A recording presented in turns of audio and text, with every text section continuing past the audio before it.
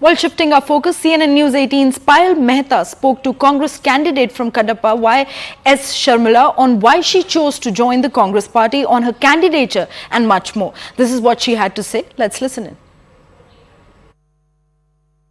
On the campaign trail, while we are in Andhra Pradesh, I am joined by Y.S. Sharmila, another key player as far as the politics of Andhra is really concerned. Ma'am, your first Lok Sabha election, are you excited? Are you feeling nervous? What is the feeling? I can't say either because I've never imagined that I'll stand for Lok Sabha, and that too from Kadapa. So it's all a surprise to myself including. I'm just here doing my bit because all of this happened very sudden. Had my brother not decided to field the incumbent MP, Mr. Avinash Reddy, who is the accused in my uncle's murder case, I wouldn't be here doing this right now. Ma'am, there are many questions that people want to hear from you, many questions that people want to ask you importantly, is that, your father fought all his life for the cause of people of Andhra Pradesh, okay?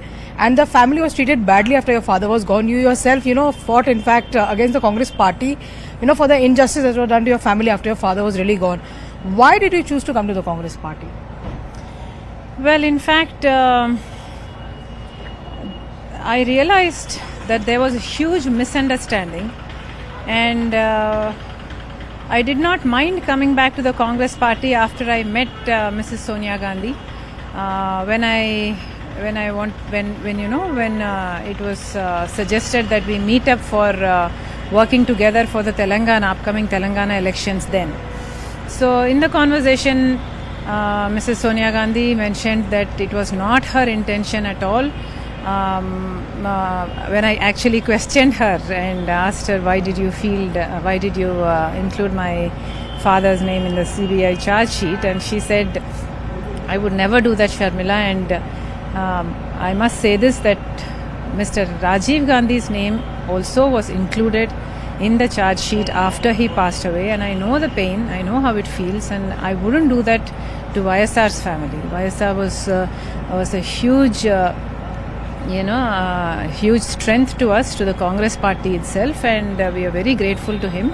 And she praised him so much. I could see her regard for YSR. I could see that they did not intentionally do this to YSR's family, that his name was not included in the charge sheet at the behest of the Congress party. And also lately I came to know that one Mr. Undavalli, who was an old congressman, has also revealed to me that it was not the Congress that included YSR's name in the charge sheet, but it was Mr. Jagan Mohan Reddy's advocate then, who went to 3 different courts. The CBI had originally not put Mr. YSR's name in the charge sheet, nor in the FIR, but he wanted to have Mr. YSR's name included in order to make it easy for Mr. Jagan Mohan Reddy to get out of the cases. And the same man who went to 3 courts asking for this was given the AAG post immediately, 6 days immediately after Mr. Jagan Mohan Reddy came to power. So I had to believe that all this was done by Mr. Jagan Mohan Reddy himself, and that was quite shocking to me. Is that one of the reasons? Because, a lot of brothers and sisters have similar professions. They all have fights. They all come back together. Why is there so much of animosity between your brother and you? What would you want to tell the common man? What really went wrong? Is this injustice done to your father something which actually propped you and told you that you have to withdraw from the party? No. It is not just one thing. Mr. Jagan Mohan Reddy, as my brother, was very close to me. We worked together on a lot of things. In fact, I went on a Padayatra for my brother. 3,200 kilometers I walked for him, advocating his cause, promoting him as the leader of YSRCP.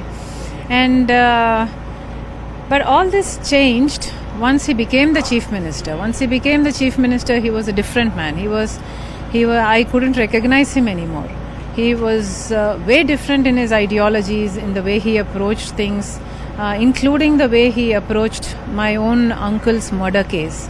When all the evidences were pointing to my cousin, he chose not to believe it. When I advocated that it is our duty to give confidence to Sunita, my uncle's daughter, who wants justice for her father's murder, it's her duty to give confidence to her.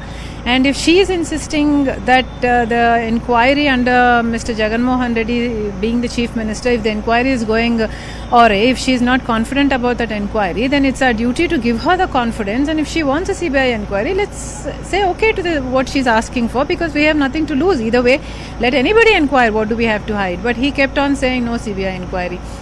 And one after the other, it just piled up like that, and now it's come to this.